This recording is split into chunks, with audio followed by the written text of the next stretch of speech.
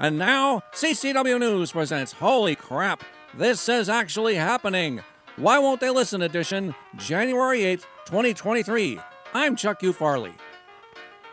The big news this week was that for the first time in nearly 100 years, the House didn't just rubber stamp its next speaker and actually engaged in some good, old-fashioned constitutional republicaning. Dan Crenshaw and other Democrats took to the airwaves to generate hate and panic per contract, calling the 20 patriotic holdouts that actually listened to their constituents political terrorists. No, really.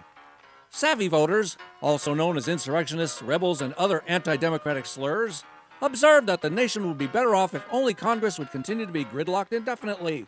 But then Ukraine might have to fund its own war for a bit, so we can't have that. In the face of well-earned and growing opposition, RINO McCarthy reacted by moving into the Speaker's chambers and claiming squatters' rights, even as the House continued to vote against him 14 more times. Up until Friday, the only thing that could pass was a motion to give up and go home. Finally, after 4 days and a total of 15 votes, McCarthy's presumptiveness paid off and the cry bullies installed McCarthy anyway, per script. In an effort to absolutely, positively guarantee that no conservatives will ever watch their channel, even on a dare, CNN has hired disgraced TDS sufferer and former representative Adam Kinzinger as their new senior political commentator.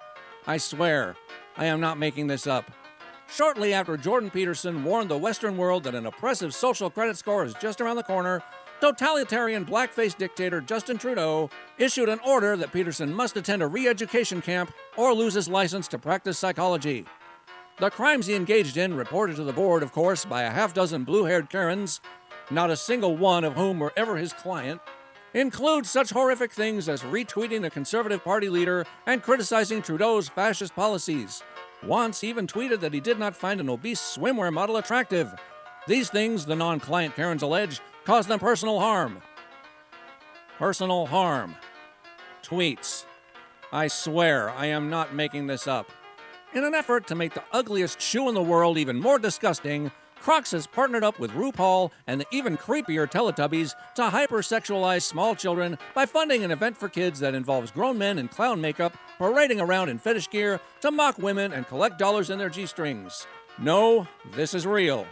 Drag. It's not just for grooming kids in libraries anymore.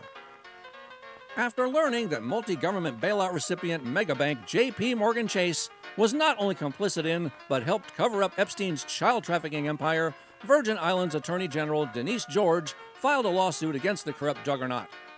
In a wholly unrelated story, the most popular president in the history of the world, known for getting attorneys fired if they investigate his corrupt son, took some time off from his permanent vacation to relax between holidays in the Virgin Islands.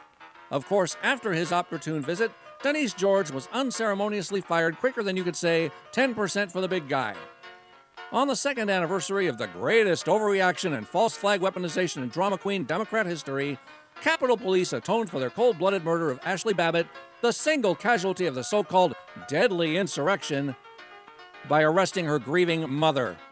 You can't make this stuff up. Her crime? Stepping off the sidewalk while holding a rose.